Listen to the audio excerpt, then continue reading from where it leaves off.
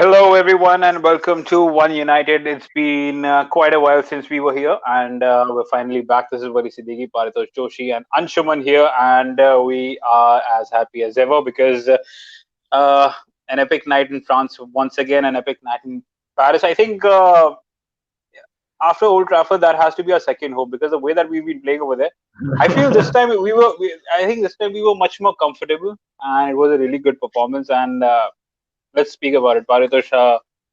How are you feeling after that win? And we have another game ahead. So how big is this for our confidence for the games to come? Yeah, it's very crucial for us. First of all, it was every Manchester United fan's dream, I think.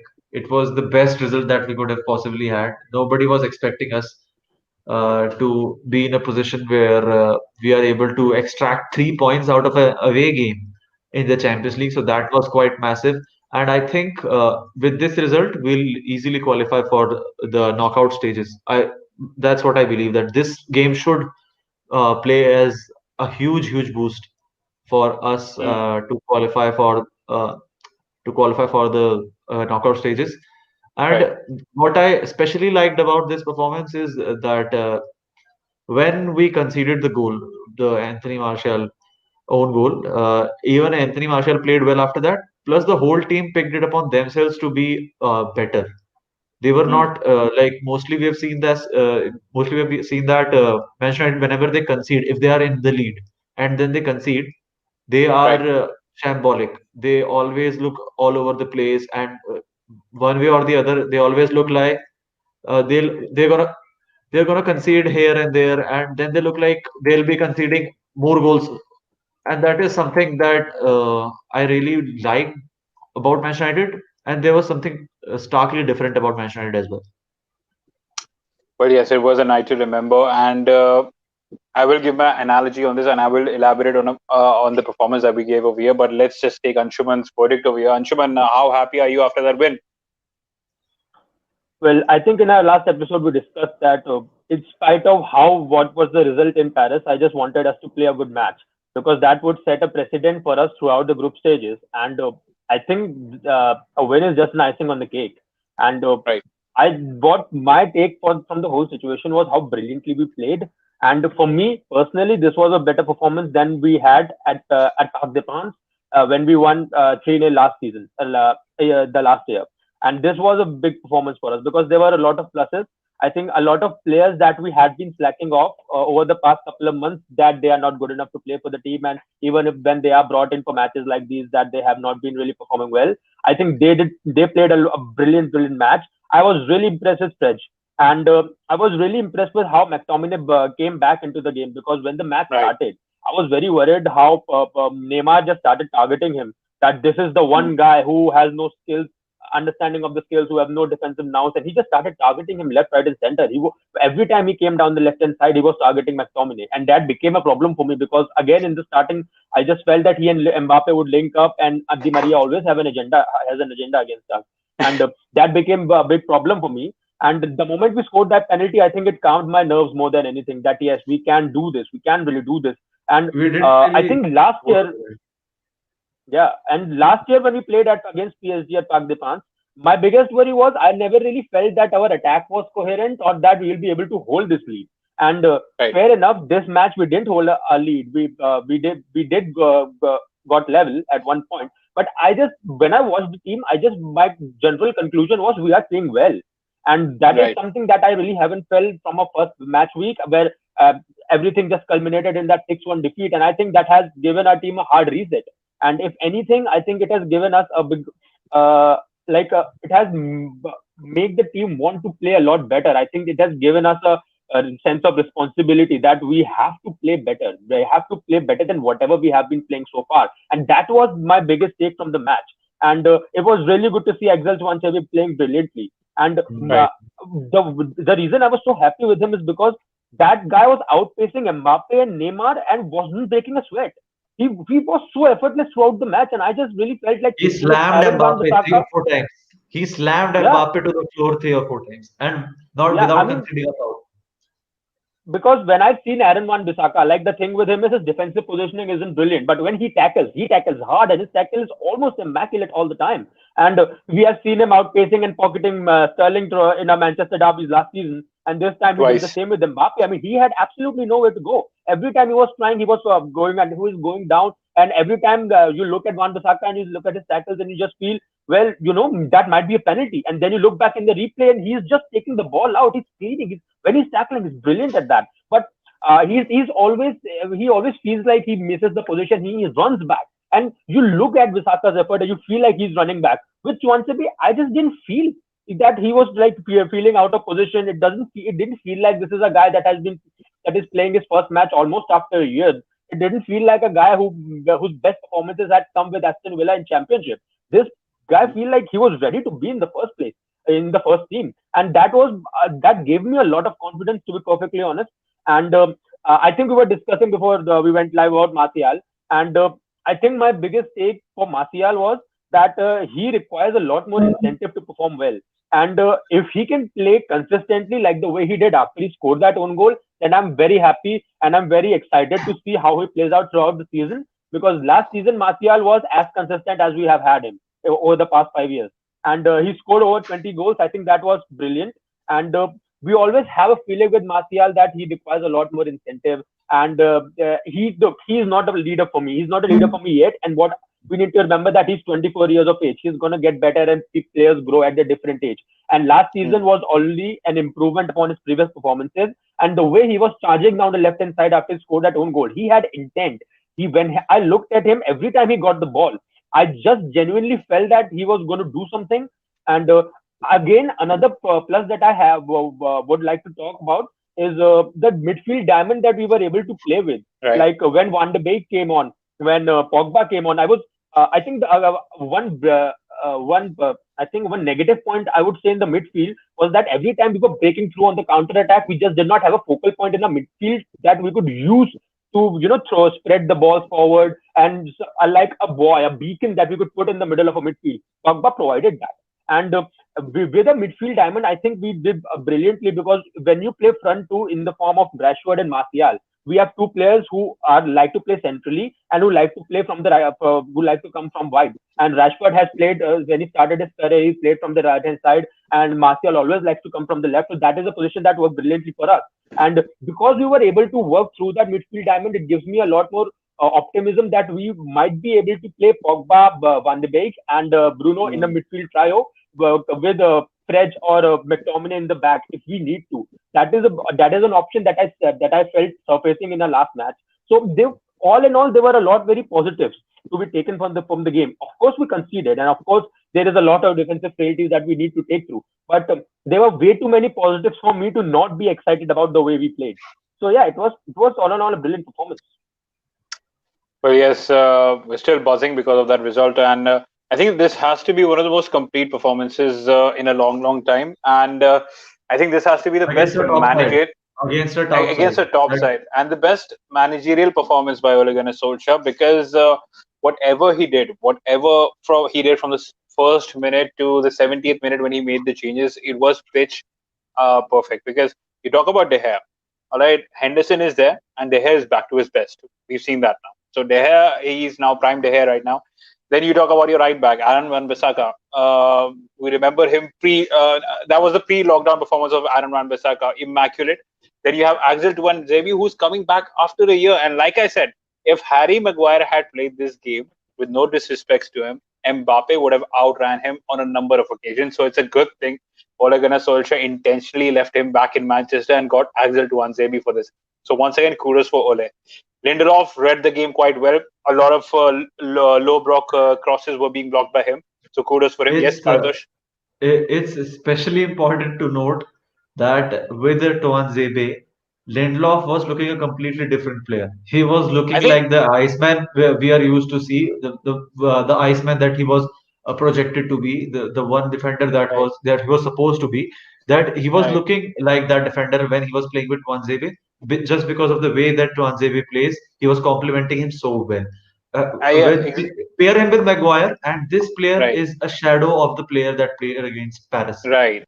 The thing is, Paritosh, I think these two defenders, Lindelof and Harry Maguire, are very much alike. So I think they do need an Axel Tuanzebe. If Harry Maguire plays with Axel Tuanzebe, we can see a I better version think of Harry Maguire. I think Maguire plays well with Bai. Whenever You Maguire and basically need a Bai quick they centre back yeah, yeah, yeah. who has quick Someone recovery who pace someone who because can someone who can run, and especially one thing is for sure, seeing this game is that Maguire needs to be stripped of captaincy, because the captaincy that he is given, that has provided him with a lot of confidence and freedom, and that he shouldn't have had. First of all, he is right, a centre back who lacks pace, and he is nowhere supposed to be joining in the attack for the team inside the opposition's box, especially when in the counter attack he can't recover.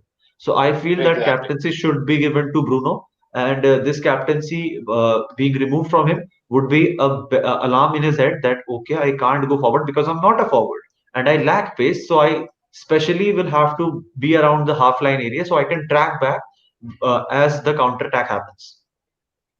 Well, yes, we'll talk about Harry Maguire prior to the Chelsea preview. And like I was saying, Luke Shaw at left centre back, he's a different animal. He's a much better defender at left centre back, reads the game quite well.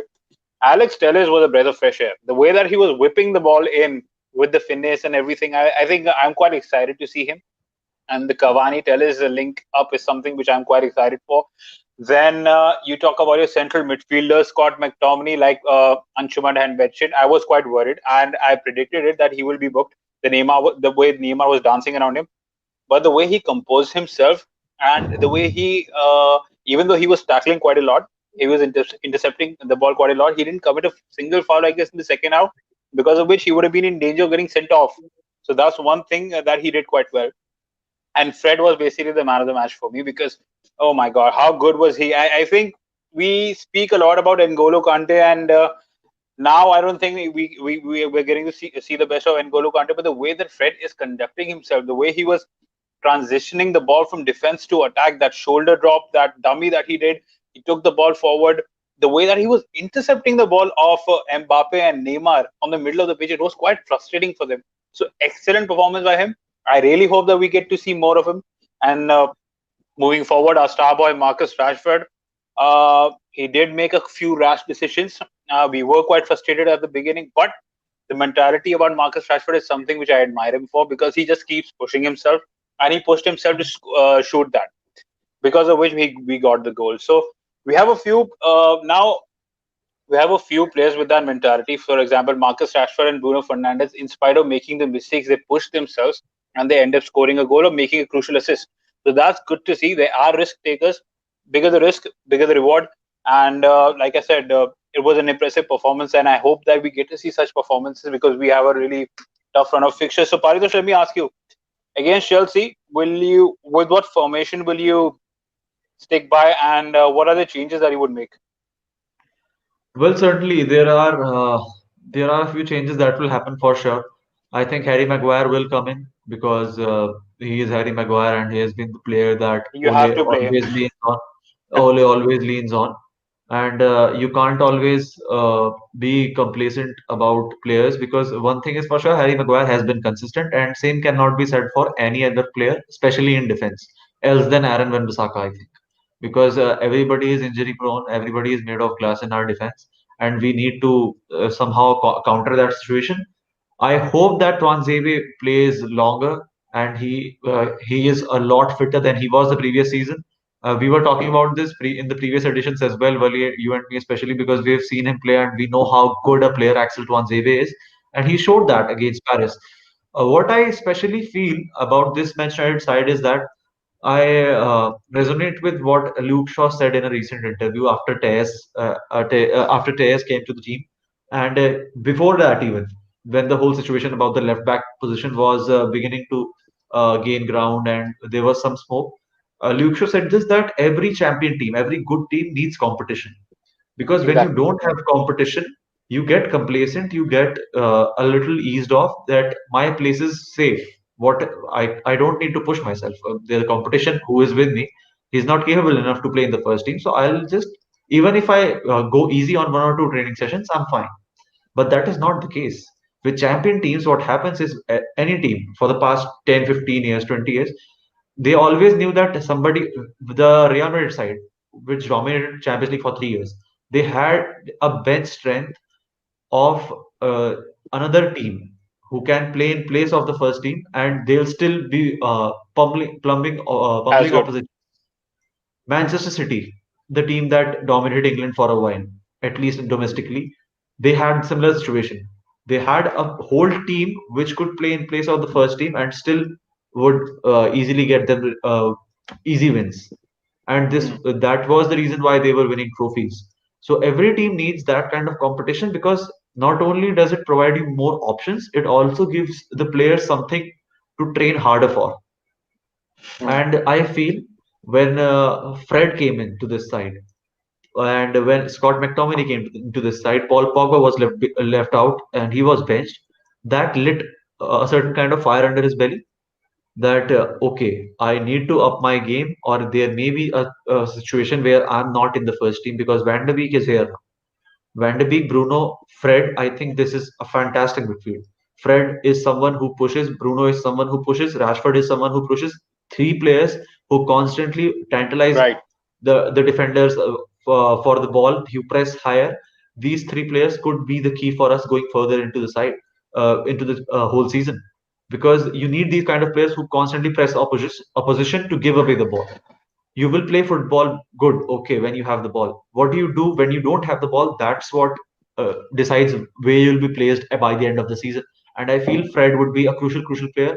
I think it was a mistake on Ole's part that the player who he played the most before Bruno came in, who was the player who somehow was the one player who also suffered the most when Bruno came in. Right. So I think Fred will be crucial for Ole Gunnar Solskjaer going forward, and I think this performance should play as a staple of him getting a decent run into the side. For the formation, I think Maguire will be here, and I feel like Van de Beek could get a whole game. I don't know. I Hmm. just have this gut that Van de Beek could get a whole game. Anshuman, I'm going to ask you the same question over here. Do you think that Ole Gunnar Solskjaer is now going to resort to five at the back like he did against PSG? He did that against Chelsea also in the FA Cup, if you remember, but that went horribly, not so well. And do you think that we're going to see more of Fred and more of Scott McTominay in central midfield and Pogba on the bench? Or are we going to see Ole Gunnar Solskjaer adapt as per the games like Sir Alex Ferguson used to? So, what's your take on Chelsea's game for now?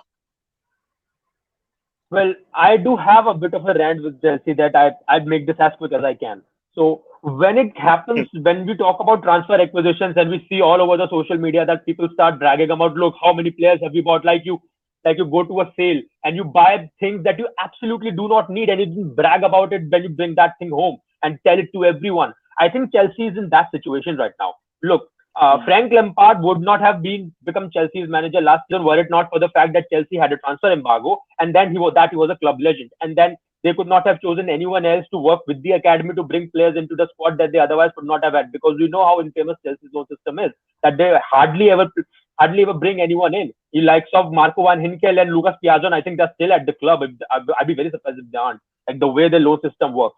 So this season, what has happened is that Roman Abramovich, he has been able to spend the money again, and the reason he has been able to spend the money again is because last season they did not spend any, and the FFP regulations have been lowered this season. So UEFA is not going to consider this season's accounts. They are going to consider this season's plus the next season's account. The Chelsea have a lot of leeway to spend the money. So they Hmm. have spent that money, but I don't think they have spent that well.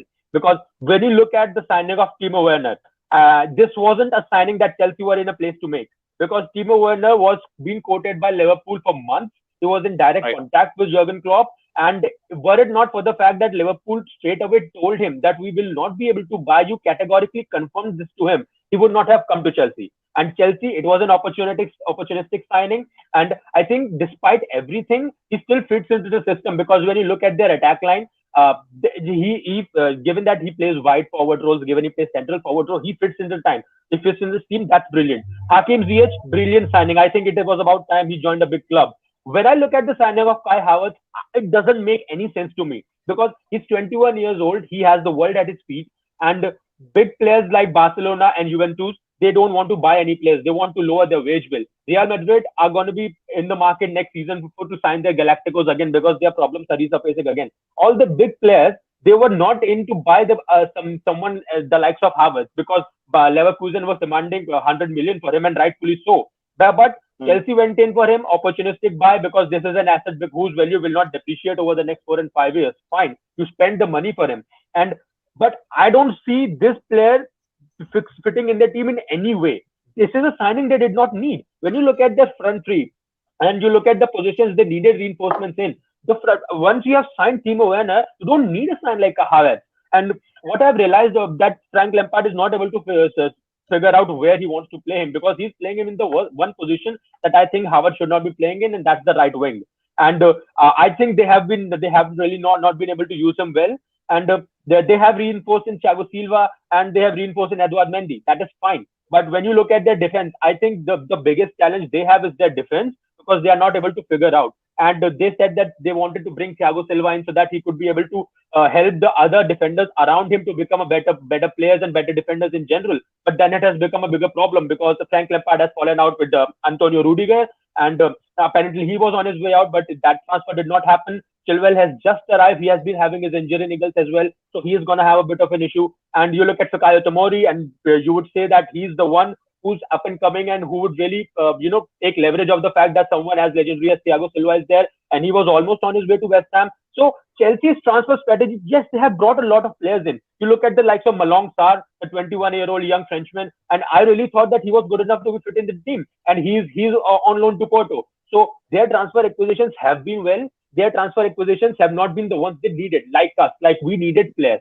They did not. They made a lot of signings that they did not need. And bringing back to this tactically, I feel like Frank Lampard is in a very precarious situation, because Abramovich has put him in a corner. That look, you can't say Right. at the end of the season that we are not supporting you, that we are not helping you out with the players. The players are there, and we are buying the players that you need. When you look at the likes of Edouard Mendy from Hen, he would never have arrived were it not for the fact that Petr Cech closely monitored his situation, and he had links with Rennes because he played there. He was instrumental in bringing a player like that in. So Frank Lampard is being given players.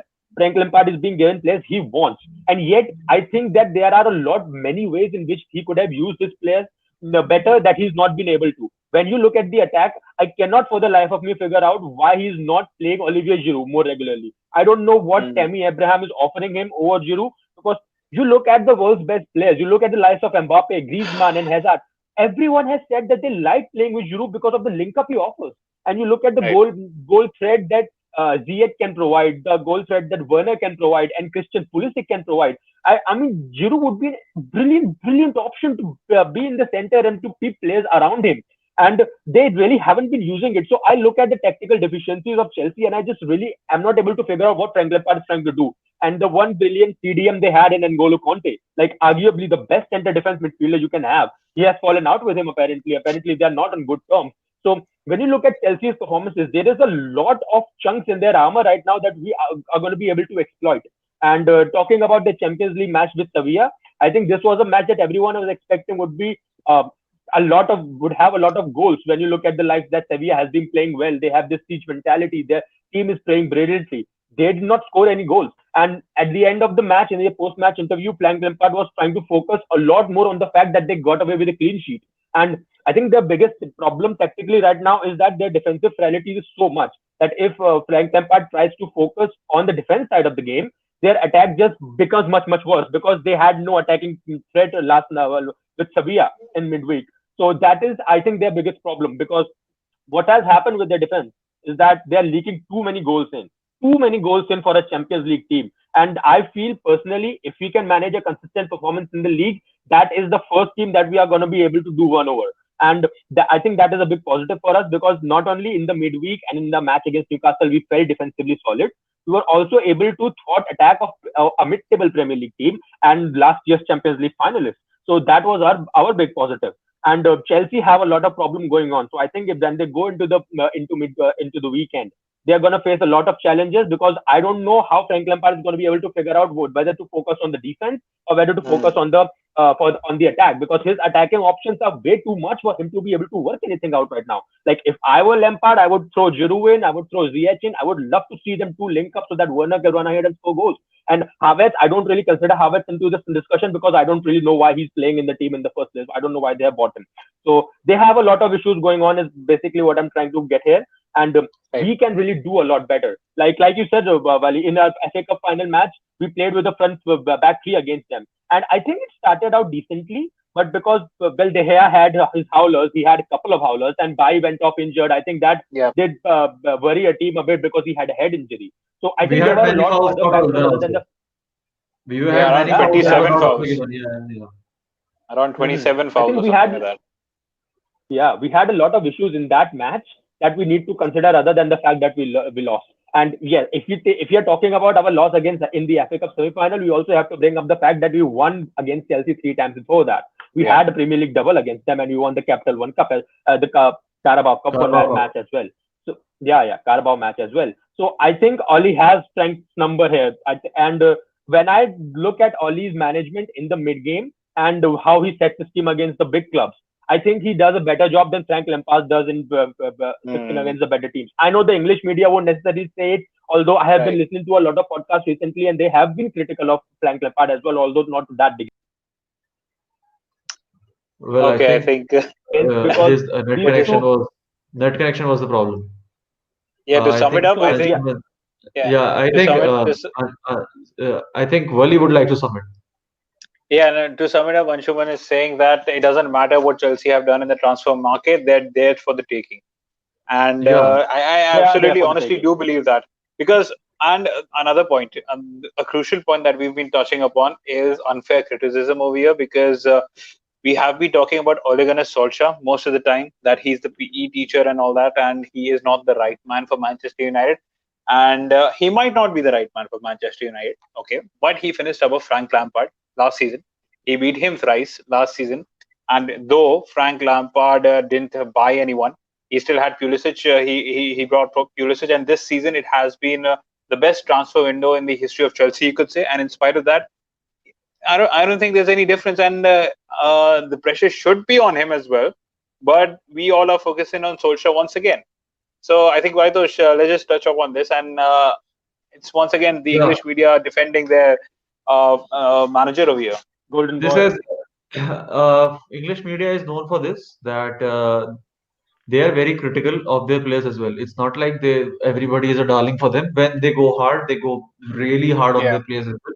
But generally, we have seen this trend that in the English media, especially in football, the cricket is quite the opposite, or some other sport is quite the opposite. But especially in football, because the place football holds in people's heart, the same position I think cricket has in in the Indian folks.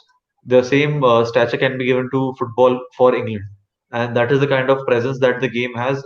And certainly the journalists, they are also having certain biases, especially against certain clubs, because I've seen worse performances from other clubs, but they don't get even 10% of the traction that Manchester United get when they perform badly. So that is one thing.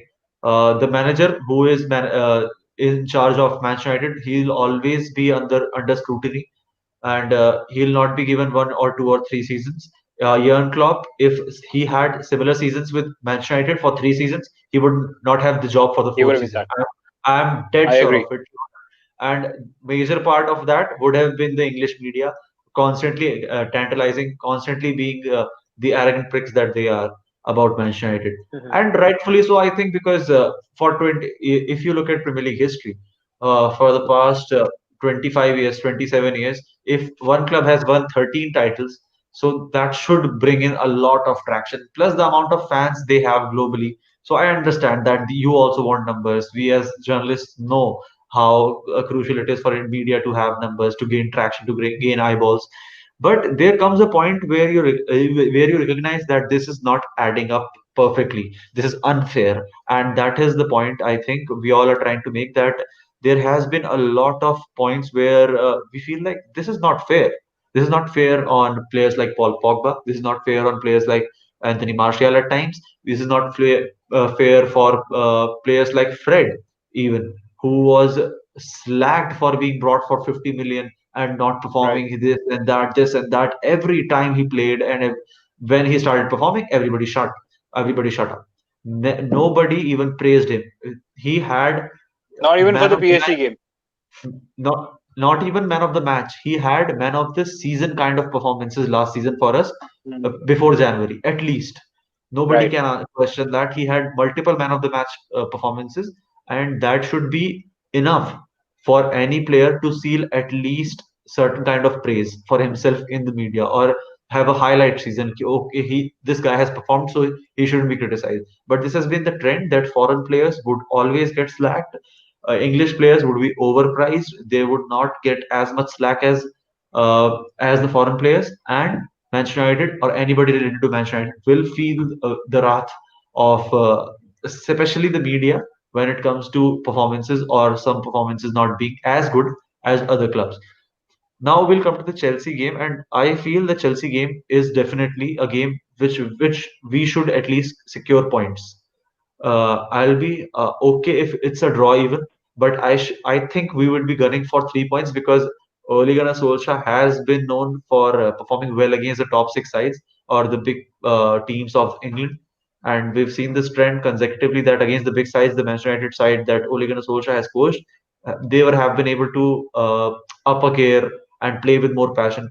Although the crowd not being at Old Trafford or any other stadiums has played a major role, I think Manchester United would be 2 or 3 times more threatening if the fans were in the stadium, because we all know how crucial the this side is dependent on the enthusiasm it feeds off the manager, the players, or even the fans. Right.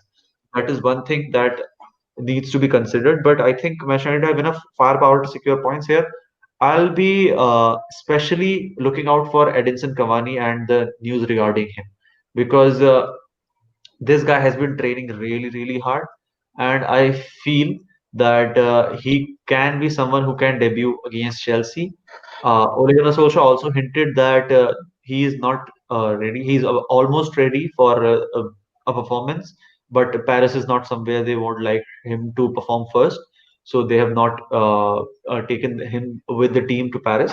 But I think Chelsea game is where Edinson Cavani would come in, and I would like to see how he combines with someone like Bruno or Van de Beek. If Van de Beek plays, I feel Van de Beek should play, or someone like Marcus Rashford, because the last time a striker like Edinson Cavani came, I think that was Zlatan Ibrahimovic, and everybody loved him because he was able to finish off the moves that I don't think every other striker. We have a player of that caliber who is able to finish off moves. We have players who can create moves and score. Martial scores brilliant goals. Marcus Rashford can score brilliant goals. Even Greenwood is a fantastic scorer, but they are not what you call a goal poacher who will just score any chance or randomly pop their head between four defenders. This is the kind of player that Edinson Cavani is. He has a history of scoring goals like this, and I'd be interested.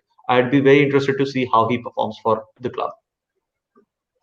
Well, yes. So that's Paritosh's take, and we're pretty much confident that we might be able to get a win over here. So let's just quickly take a prediction from both of you. Anshuman, what do you think the scoreline is going to be by the end of the 90 minutes? I'm going to be a passive optimistic and say that we are going to win the match 2-0. Wow, nice. That's quite confident. Paritosh, what about you? I think it is going to be a high scoring game with us edging out 3-2. 3-2, I think. 3-2 or Okay, 4-2 or something. that's going to be an exciting game, but I feel that it's going to be another 2-1, similar to PSG, and I feel that we might be getting a set piece goal over here, like Maguire scored. You never know; he might be scoring once again against Chelsea. That He can loves happen. scoring That goals. can happen. That That can can happen. happen. And the only thing is that I think that Chelsea will be pressing us high. PSG didn't press us as high as we were expecting it to be. So I think in that regard, we might have to be a little bit cautious. But I think that we might be able to pull it off because of the defensive frailties. So let's hope for the best. A win is a win. And let's just go out all guns blazing. So thank you guys for joining United. Anshuman and Paritosh were here. And I hope the next time that we join over here, it will be once again with 3 extra points. So yeah, let's just Extra go points for and it, man. happy faces. Extra points and And happy happy faces. faces. And happy faces. That is a must. So come on, slap Frank Lampard's face. Come on, Ole. We can do it. Yeah. All right, guys. Okay. Cheers.